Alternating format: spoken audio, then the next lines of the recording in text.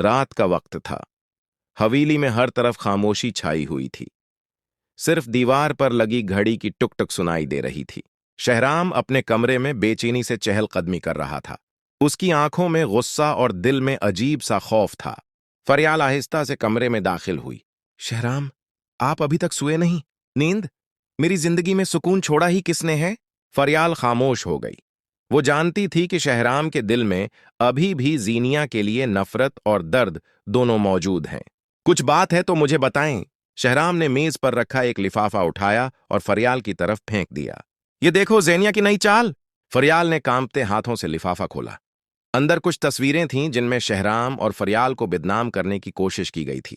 फरियाल हैरत से, ये सब ज़ेनिया ने किया है।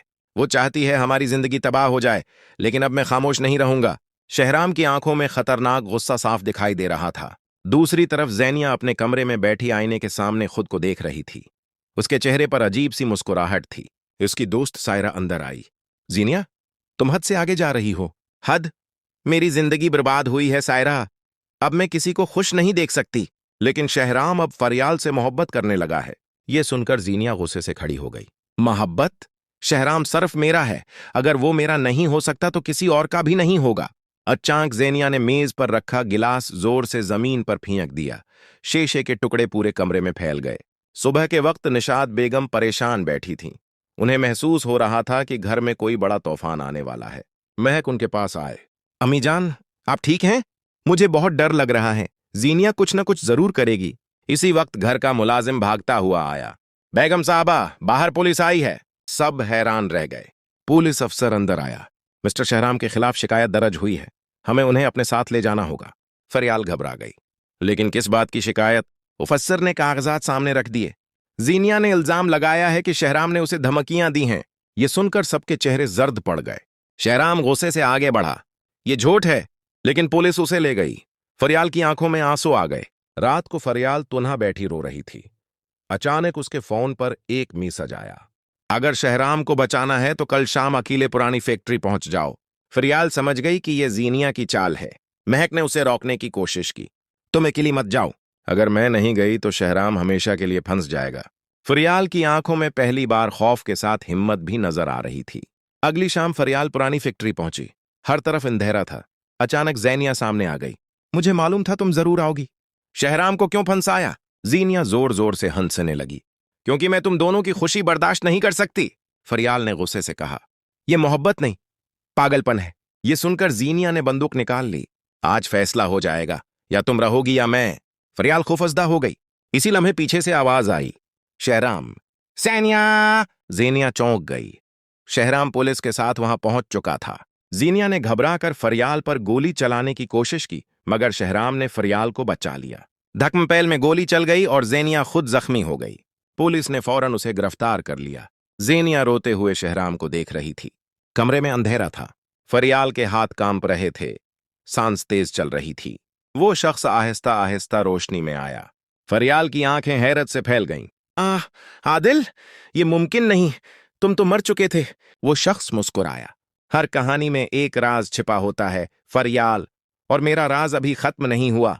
फरियाल पीछे हटने लगी। तुम वापस क्यों आए हो? अपना हक लेने, और तुम सबसे बदला लेने। दूसरी तरफ शहराम हमजा के सामने खड़ा था। महक कहाँ है और फरियाल कहाँ है? हमजा हंसा। तुम एक को बचाओगे या दोनों को? शहराम के चेहरे पर परेशानी छा गई। तुमने मेरी मोहब्बत छीनी, अब मैं तुम्हारा सुकून छीनूंगा। शहराम ने हमजा का गरेबान पकड़ लिया। अगर फरियाल को कुछ हुआ तो मैं तुम्हें जिंदा नहीं छोड़ूंगा। उसी वक्त शहराम के फोन पर एक वीडियो आई।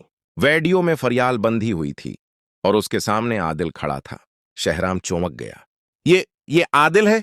आदिल फरियाल के सामने बैठा था। तुमने अपनी मौत का ड्रामा क्यों किया? आदिल की आंखों में नफरत थी। क्योंकि तुम सबने मुझे जिंदा रहने नहीं दिया।